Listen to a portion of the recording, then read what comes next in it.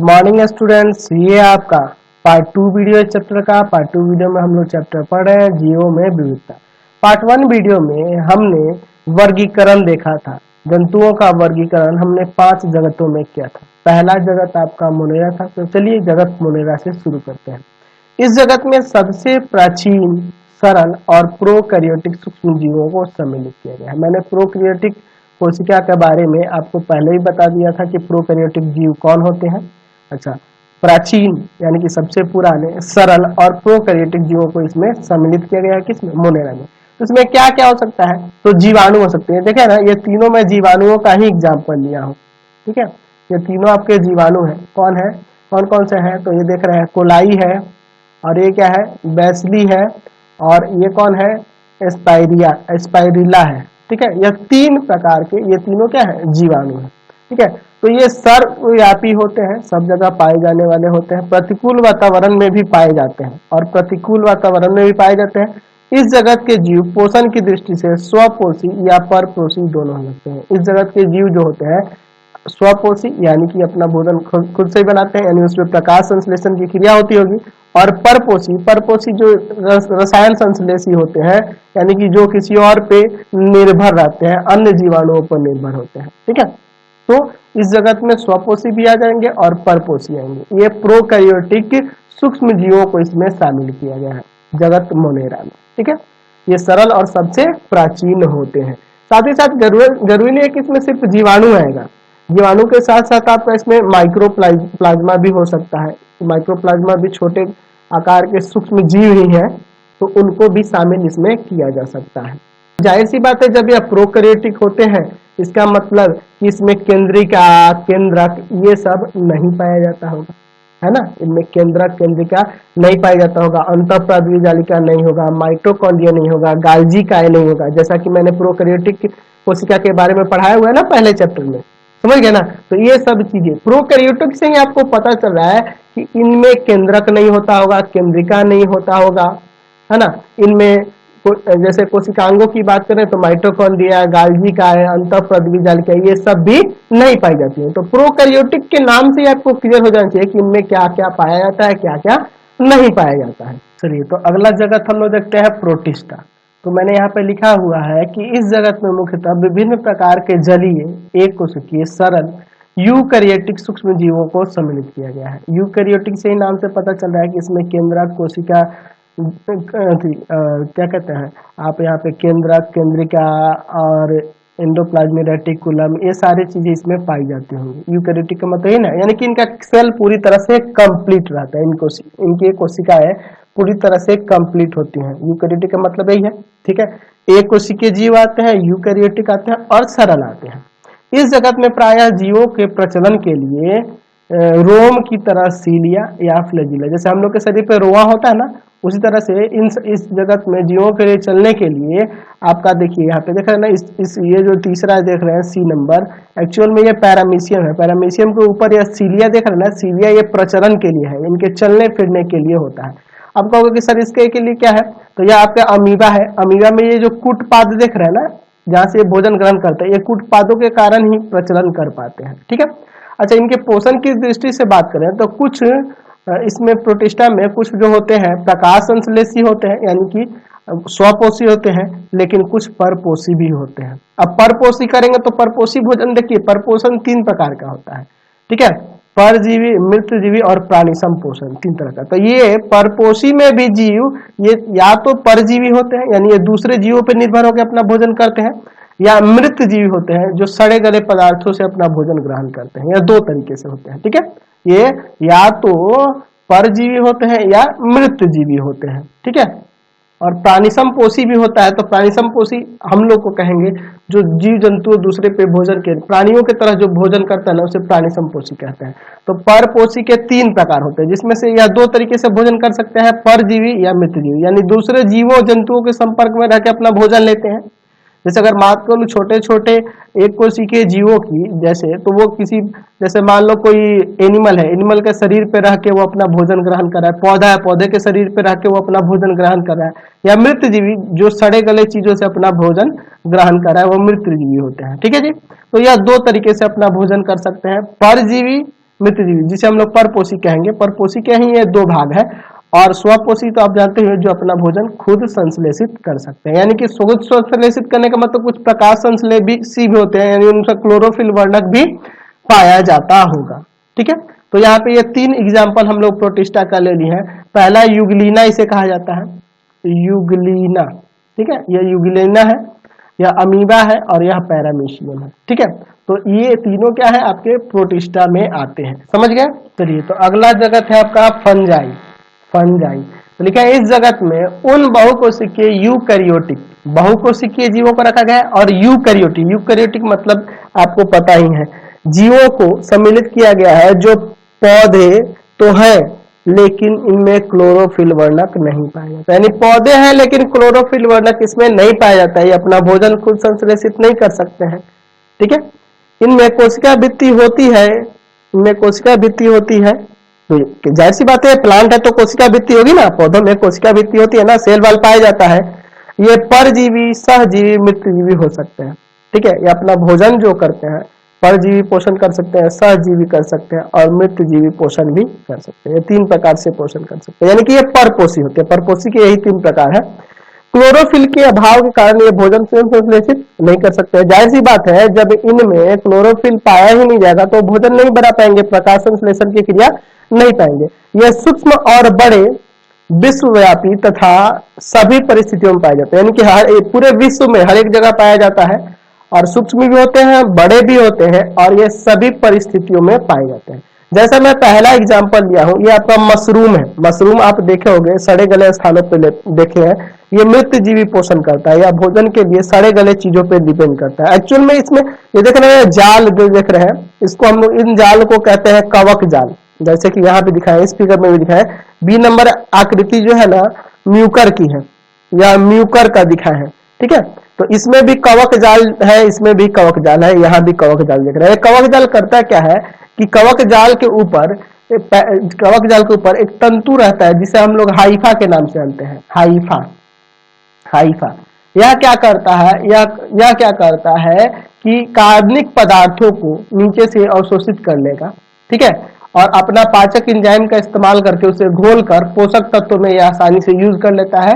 और यह कहां से लिया अपना भोजन, तो मृत जीवों से अपना इनके कवक जाल के ऊपर हाइफा नामक एक तंतु है पतला सा, वो क्या करता है कि वह सड़े गले चीजों को अपने पाचक एंजाइमों द्वारा घोलकर और इसमें वृद्धि करता है और विकास करता है, यानी इसका पोषण करता है। उसी तरह इसमें भी होता है, इसमें भी होता है। तीसरा एग्जाम्पल जो देख रहा है यह पेनिसिलम का है, इसे पेनिसिलियम कहा जाता है,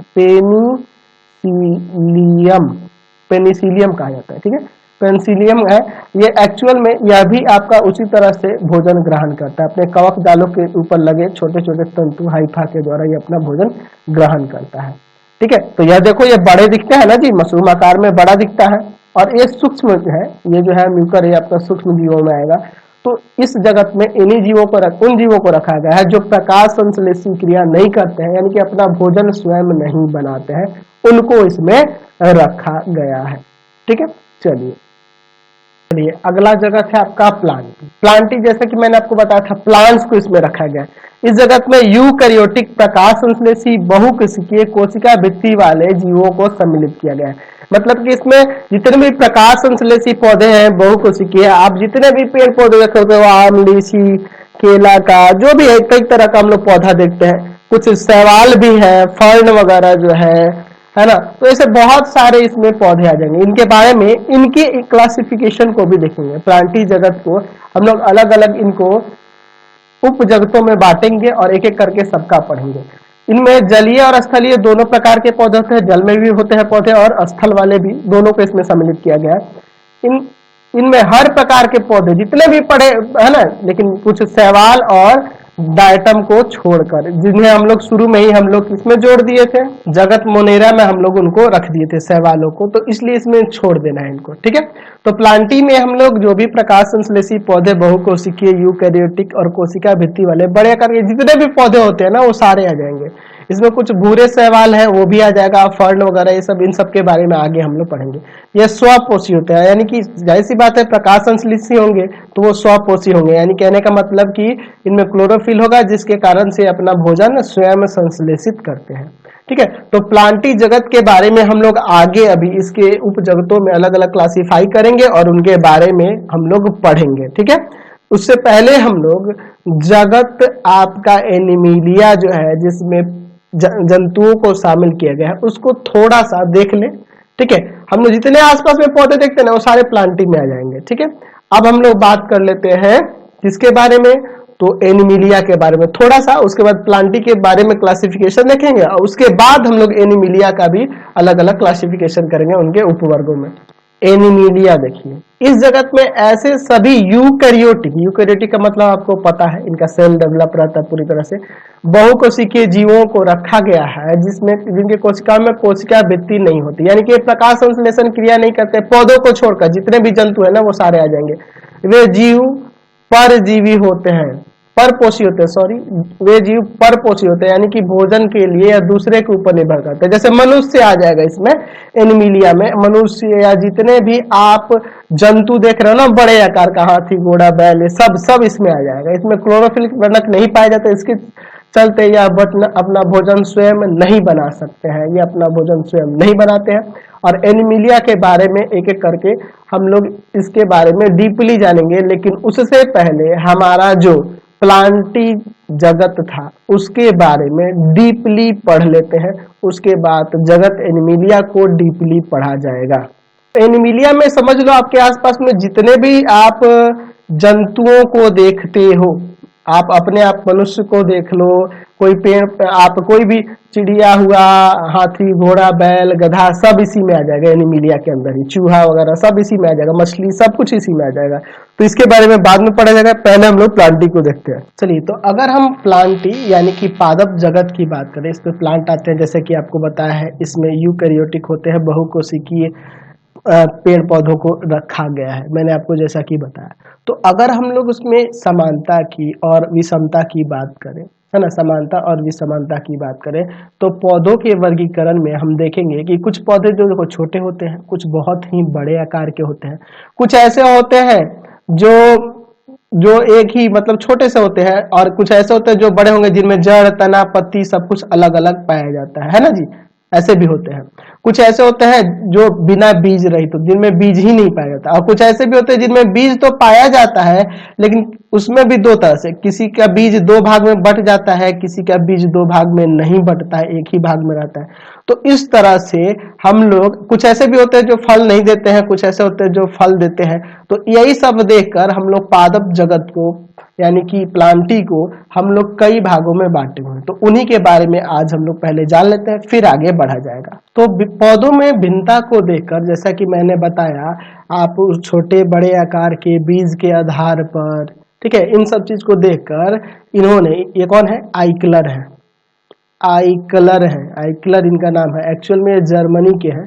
ठीक है, इन्होंने 1800 नहीं 1682 या एक मिनट सॉरी, उनको डेट तो याद नहीं हो रहा, शायद 1883 में, ठीक है, कंफर्म नहीं कहूंगा, 1883 में आइकलर ने पादप जगत को दो भागों में बांटा, पादप जगत को दो भागों में बांटा। किस तरह से बांटा, पादप जगत को दो जगतों में बांटा, पादप जगत को दो भागों में बांटा। तो एक्चुअल में जगत है तो इसका उप जगत आ गया, उप जगत, दो उप जगत आए। कौन कौन से उप जगत आए, तो पहला जो था जिसे हम लोग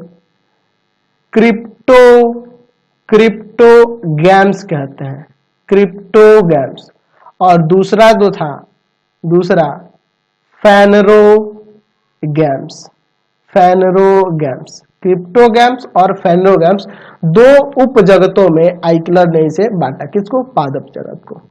ठीक है, यानी कि जो बीज क्रिप्टोगैम्स में, वो क्रिप्टोगैम्स का मतलब यहाँ क्या है, जो पौधे बीज रहित होते हैं, ठीक है, और जिसमें बीज पाया जाता है ना। क्रिप्टोगैम्स में कौन है, जिनमें बीज नहीं पाया जाता है, और फेनोगैम्स में बीज पाया जाता है। इसमें लिख सकते हैं, यहाँ पे लिख सकते हैं, क्रिप्टोगैम्स में कौन से पौधे हैं, बीज रहित, जिनमें बीज नहीं पाया जाता है, बीज रहित पौधे, बीज रहित, और फेनोगैम्स किसमें, बीज वाले, जिसमें बीज पाया जाता है, ठीक है, बीज पाए जाने वाले, ठीक है। अब इन्होंने आगे चल के देखा कि बीज रहित वाले यानी जिनमें बीज नहीं पाया जाता है वैसे पौधे भी में भी कई सारे प्रकार हैं। तो आगे चल के उपजगत क्रिप्टोगैम्स के 3 भागों में बांटा गया, 3 भागों में बांटा गया, और उपजगत फेनोगैम्स को 2 भागों में बांटा गया, है ना। क्रिप्टोगैम्स को 3 भागों में, कौन कौन से भाग, उपजगत क्रिप्टोगैम्स के 3 भागों में। पहला जो हुआ जिसे हम लोग थैलोफाइटा कहते हैं, थैलोफाइटा, इसके बारे में हम लोग अभी आगे जानेंगे। दूसरा वर्ग जो है आपका ब्रायोफाइटा, ब्रायोफाइटा, और तीसरा जो वर्ग रहा वह आपका हुआ टेरिडोफाइटा, टेरिडोफाइटा, टेरिडोफाइटा। आगे चल के ये 3 वर्गों में बट गया, कौन, उपजगत क्रिप्टोगैम्स। उसी तरह से ये जो फैंटोगैम्स है, ठीक है, सॉरी फैनरोगैम्स है, रो है ये, फैनरोगैम्स है, इसे हम लोग 2 भागों में बांटे, कौन कौन सा। तो पहला जो रहा वह आपका हो गया जिम्नोस्पर्म, जिम्नोस्पर्म, जिम्नोस्पर्म, और दूसरा जो हुआ उसे हम लोग एंजियोस्पर्म कहते हैं, एंजियोस्पर्म, ठीक है। तो हमने क्या देखा कि प्लांटी जगत, पादप जगत को 2 तरह से बांट सकते हैं, एक क्रिप्टोगैम्स जिसमें बीज नहीं होता है, फेनोगैम्स जिसमें बीज पाया जाता है। क्रिप्टोगैम्स में भी कई प्रकार के पौधे देखे, इसलिए इन्हें 3 वर्गों में और विभाजित कर दिया गया है। उपजगत क्रिप्टोगैम्स को थैलोफाइटा, ब्रायोफाइटा, टेरिडोफाइटा, और फेनोगैम्स, उपजगत फेनोगैम्स को भी 2 भागों में बांट दिए, जिम्नोस्पर्म और एंजियोस्पर्म। चलिए अब एक एक करके इन भागों के बारे में देखते हैं, थैलोफाइटा, ब्रायोफाइटा, टेरिडोफाइटा और जिम्नोस्पर्म और एंजियोस्पर्म के बारे में। चलिए तो देख रहे हैं थैलोफाइटा, थैलोफाइटा वर्ग के बारे में। इनका शरीर जड़, तना और पत्ती में विभाजित नहीं रहता है, यानी कि ये छोटे आकार के होंगे, इनमें जड़, तना, पत्ती ऐसा कुछ नहीं होता है, लेकिन यह एक थैलस के रूप में रहते हैं, इसलिए इन्हें थैलोफाइटा कहते हैं। देख रहे हैं ना, ये एक थैलस के रूप में रहते हैं, इसलिए इन्हें थैलोफाइटा कहते हैं, ठीक है। तो इनका शरीर जड़, तना, पत्तियों में अलग अलग विभाजित नहीं रहता है।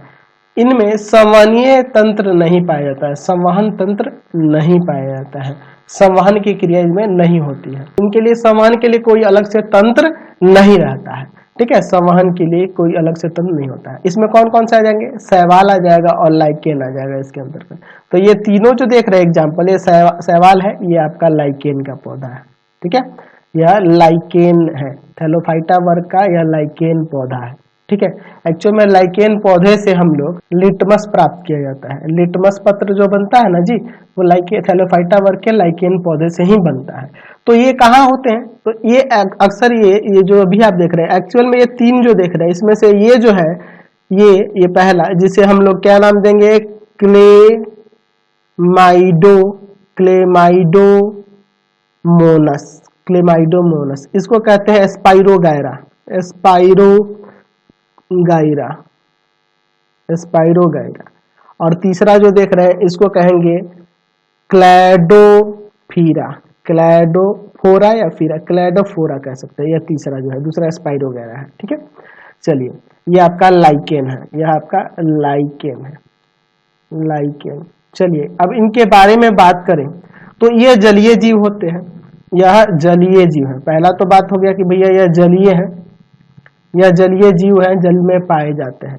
ये प्रकाश संश्लेषण द्वारा भोजन अपना बनाते हैं, थैलोफाइटा में ये प्रकाश संश्लेषण द्वारा अपना भोजन का निर्माण करते हैं। ये जितने भी आप इसमें देख रहे हैं ना सवाल, ये सब प्रकाश संश्लेषण द्वारा अपना भोजन बनाते हैं।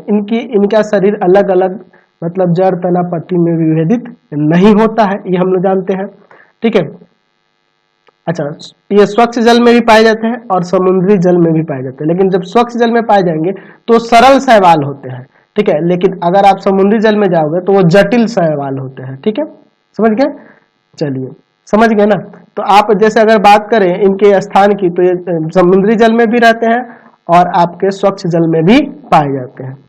तो शैवाल को आप तैरते हुए पानी में देखेंगे ना, हरे कलर के ऐसे पानी के अंदर ऊपर तैरते हुए पौधे रहते हैं, वो पौधे जो है आपके शैवाल ही कहलाते हैं। छोटे छोटे हरे हरे लाल रंग के भी होते हैं, लाल शैवाल भी होते हैं, वो पानी के ऊपर निर्भर करता है कैसे उसमें शैवाल पाए जाते हैं। ये शैवाल जो होता है पानी में अक्सर आपको तैरते हुए नजर आते हैं। तो ये सब आप समझ गए, ठीक है। संवहनीय तंत्र का मतलब तो आपको पता ही है, मैंने संवहन तंत्र का मतलब कि ये इनके अंदर जैसे आप जाइलम फ्लोएम ये सब नहीं पाया जाता है। जाइलम और फ्लोएम के बारे में हम लोग पिछले चैप्टर में पढ़े हैं ना जी, संवहन तंत्र के बारे में, ठीक है। चलिए अगला है ब्रायोफाइटा। ब्रायोफाइटा क्या है? तो इस विभाग के पौधे भूमि पर नम और छायादार स्थानों पर उगते हैं। ये जमीन पर स्थल वाले हैं और ये नम और छायादार स्थानों पे ठंडा जगह पे उगते हैं। अतः इन्हें पादप वर्ग का उभयचर कहा जाता है। इसीलिए ये नम और छायादार स्थान पे पाए जाते हैं, इसीलिए इन्हें पादप वर्ग का उभयचर कहा जाता है, ठीक है। चलिए अधिकांश पौधे हरे एवं छोटे होते हैं और हरे होते हैं। तो इसी से आपको पता लग जा रहा होगा। आप अपने घर में चापाकल देखते होंगे, चापाकल के पास आसपास में जो दीवारों पे देखते हैं ना, वहाँ पे आसपास में हरा हरा लाल लाल आ जाता है छोटे छोटे। एक्चुअल में वो सब कौन है? ब्रायोफाइटा भाग के ही है, ठीक है। इनके शरीर थैलस के रूप में होता है, जैसे थैलोफाइटा में भी बताया था आप। थैलस मतलब कि यह चौड़ा चपटा इस तरह का होता है, ठीक है।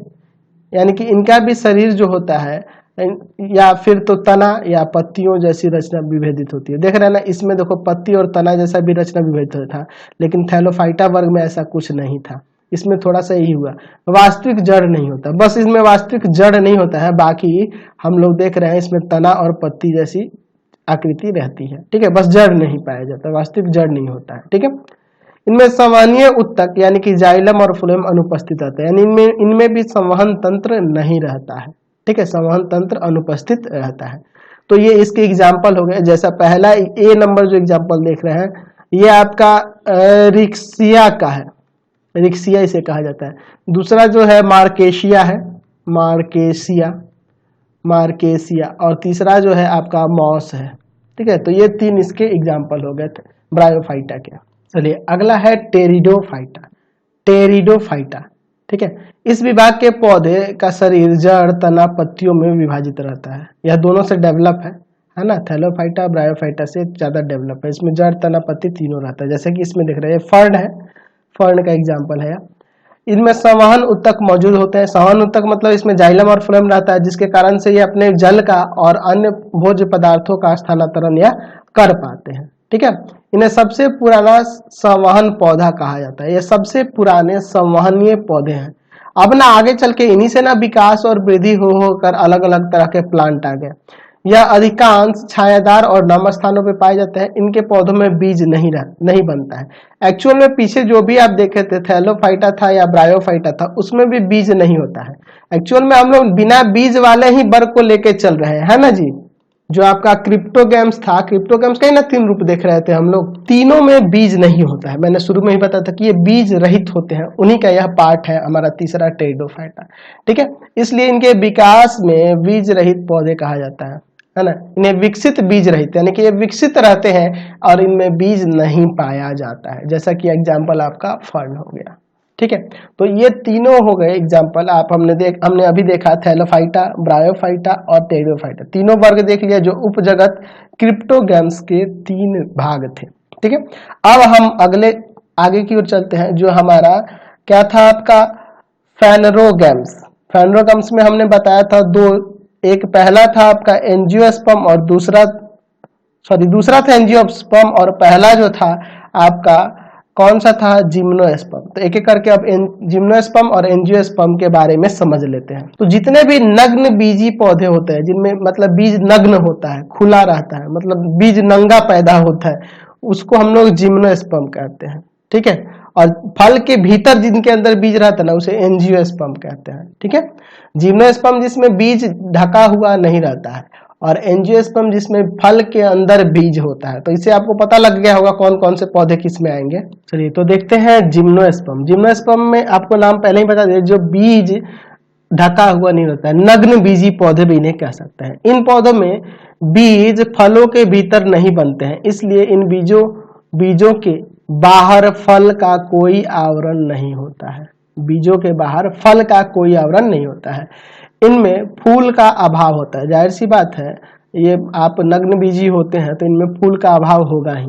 ये पौधे बहुवर्षीय मतलब हमेशा बहुवर्षीय बहुत वर्ष तक जीने वाले, सदाबहार मतलब हमेशा रहने वाले, एवरग्रीन और काष्ठीय होते हैं, उडली होते हैं। जैसे यहाँ पे ये जो फिगर देख रहे हैं एक्चुअल में यह साइकस है, साइकस साइकस हो गया है ना, पाइनस भी हो गया, पाइनस, यह तो साइकस का फिगर है, पाइनस भी होता है जो आपका जिम्नोस्पर्म में आ जाएगा। ये पौधे जड़ों, तना और पत्तियों में विकसित रहते हैं, जैसा कि फिगर में आप देख रहे हैं, देख रहे हैं ना, यह साइकस का पौधा है, इसका तना देख रहे हैं ना, लंबा है, मोटा है, ठीक है। और ये इनमें आप देख रहे हैं ना, यह अत्यंत अशाखीय है, मतलब कि इसमें ब्रांच अलग से नहीं निकला है, अनब्रांच है, एकदम सीधा गया है, ठीक है।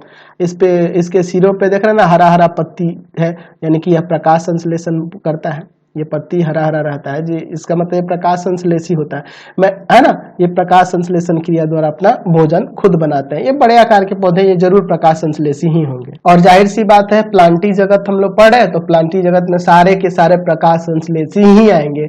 इसमें अप्रकाश संश्लेषी को हम लोग पहले ही छाट चुके हैं, ठीक है। प्लांटी जगत में हम लोग प्रकाश संश्लेषी पौधे को ही रखते हैं। दूसरा है आपका एंजियोस्पर्म।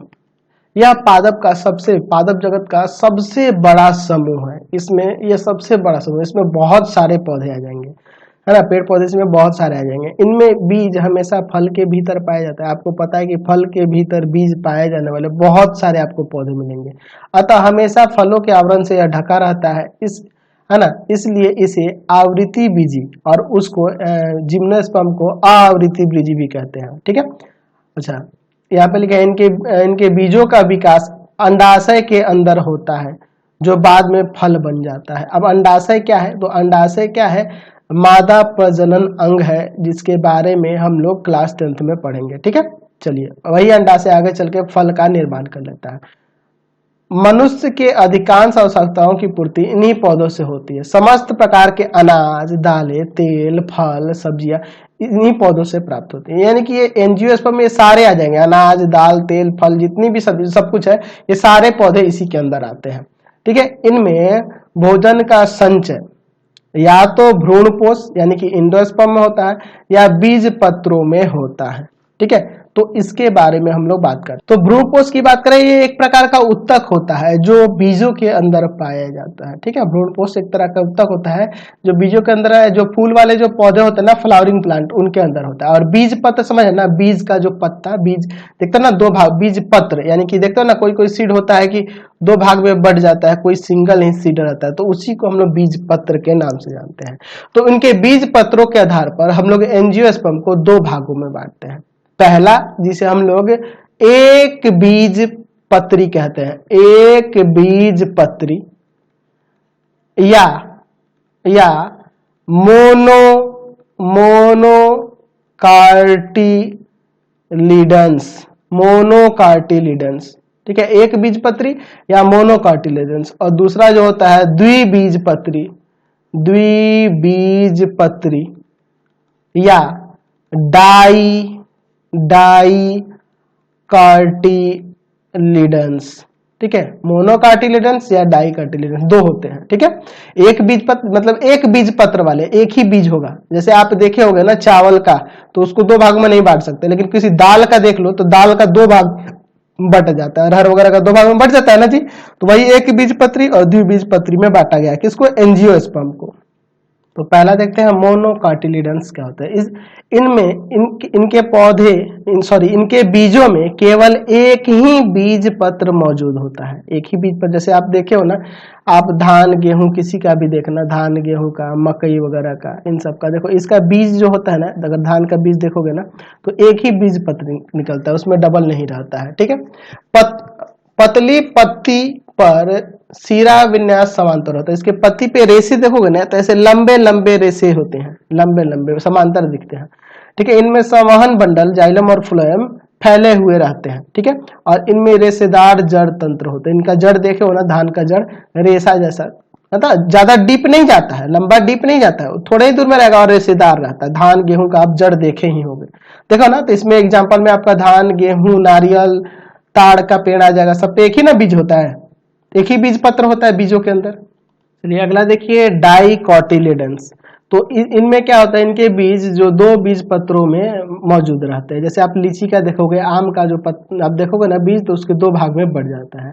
ठीक है, इन्हें द्विबीजी पत्ती भी कहा जाता है, जैसा कि मैंने बताया है।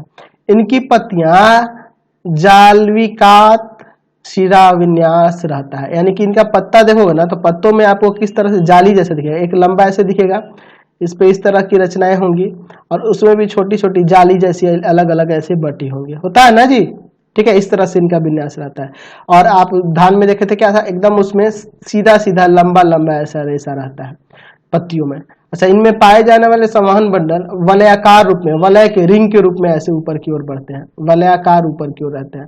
मतलब इनमें जाइलम फ्लोएम उसमें जो था बिखरा हुआ था, और इसमें डाइकोटिलेडन्स में क्या होता है, वलयाकार होते हैं। इनका जड़ तंत्र जो होता है अधिमूल एवं उनकी शाखाएं साथ में फैली होती है। अगर मैं लीची के पौधे का जड़ बात करूँ तो मोटा मोटा जड़ नीचे तक पूरा फैला रहता है, क्योंकि बड़ा पौधा है तो इसको ज्यादा सहारा की जरूरत होती होगी, समझ गए ना। तो इसमें आम लीची यही सब आ जाएंगे पौधे।